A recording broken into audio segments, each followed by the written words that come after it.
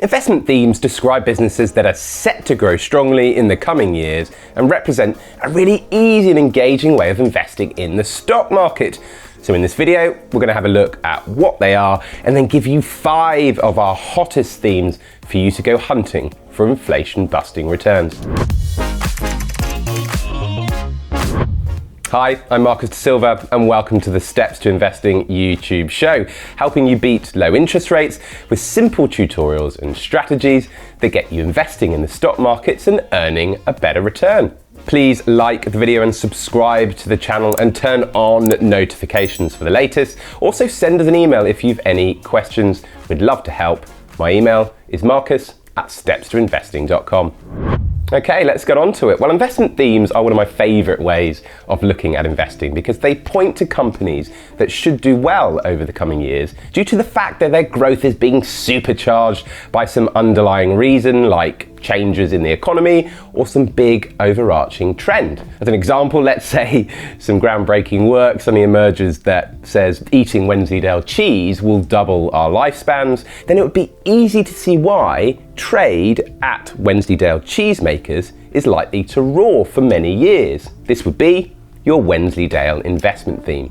Now, investing on the basis of themes isn't a guaranteed win, but it is unquestionably easier for companies involved in specific industries to grow. As such, looking for persistent, long-term themes across the global economy should give investors a natural advantage. Today, we're going to go through 5 of the hottest themes in the world right now. It's also worth mentioning that this is part of an article in our latest magazine, the Get Investing magazine. The article has loads of investment ideas that represent these themes, some cheaper, some more expensive. So if you're interested to learn more, just click on the link in the description to read the mag. It's free, and also any funds we do mention, we are not being paid to mention, nor are they recommendations. They're simply investing ideas. Okay, theme 1, healthcare. So the first theme is centered around the concept that most developing countries have aging populations, even after the pandemic has taken its grim toll. Many of the greatest innovations of the last century were in medicine, and consequently, it has handed us many extra years. The United Nations puts the global population of over 60s at 962 million in 2017. By 2050, it expects that to have risen to 2 billion.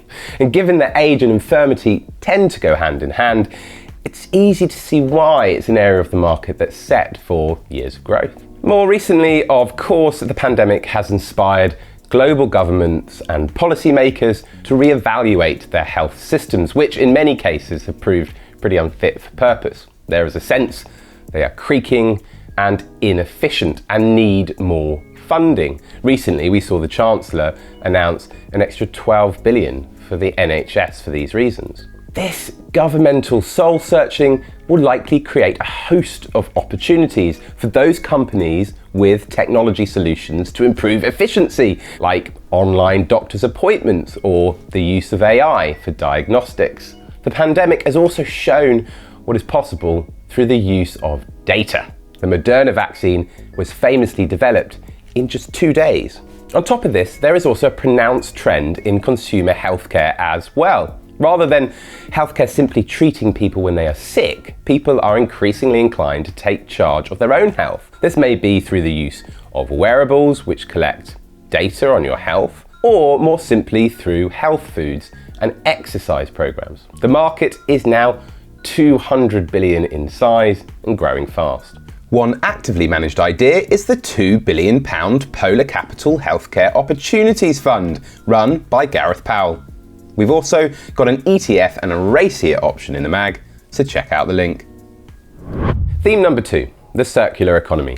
More traditionally in our economy, what we've been doing is quite linear. Products are bought, consumed, and thrown away. The circular economy takes a cue from nature and is based on 3 key principles: to eliminate waste and pollution, to keep products and materials in use, and to regenerate natural systems. It strives to promote a continuous flow of materials within an economy. In practice, this means that the ability to recycle is built into the product's design right at the outset, and there's been plenty of high-profile companies that have pioneered in this area. Lego and Tesla are a few of them. In July, Lego revealed that it had discovered a way to create its iconic bricks from recycled plastic bottles, whilst Tesla is working to ensure that its cars and batteries can be fully recycled at the end of their initial life. This is a trend likely to build traction over the long term, particularly as governments'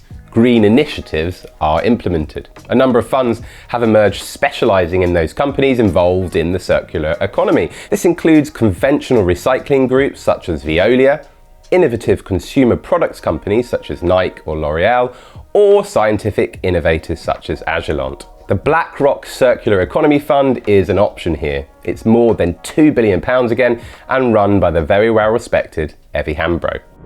Theme number 3, green infrastructure. Another theme in the emerging sphere of responsible capitalism. As countries move towards net zero targets, greening the infrastructure on which they run is going to become increasingly important. Some of this will be new. Electric vehicles need new charging infrastructure, for example, and some of this will be upgrades. For example, eliminating energy wastage by upgrading pipelines can be as important as the moves towards renewable energy.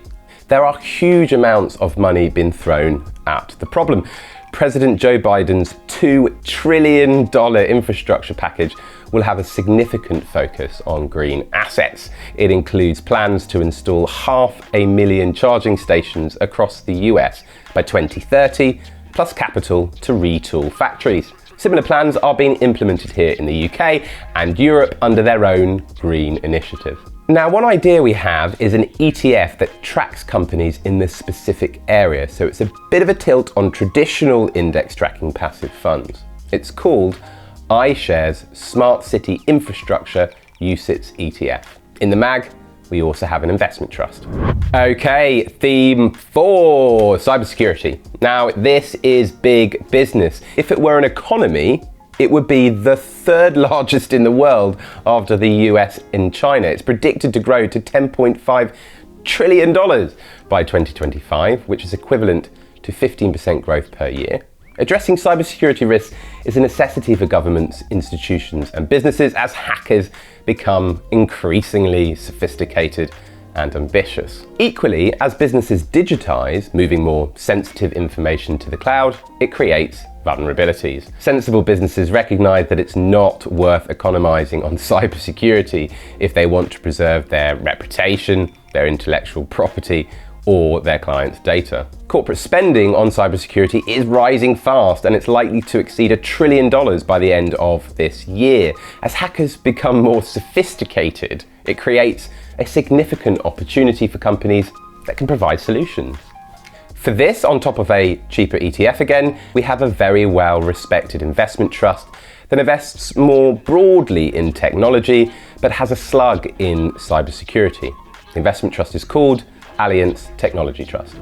Okay, final theme, number 5, the new consumer. So rising wealth in developing economies has created demand from a new generation of middle-class shoppers. The numbers are vast given the size of certain populations and the fact they are starting from a low base. For example, data from the Chinese government says China's online retail sales reached around 696 billion this year, which is a year-on-year growth of 23.2%. Admittedly, the pandemic has derailed consumer growth for some emerging markets, but even in areas such as India, which have been hard hit by the virus, retail sales are now 70 to 80% of their pre-pandemic level. In a recent white paper, Mirae Asset Management outlined the scale of the opportunity.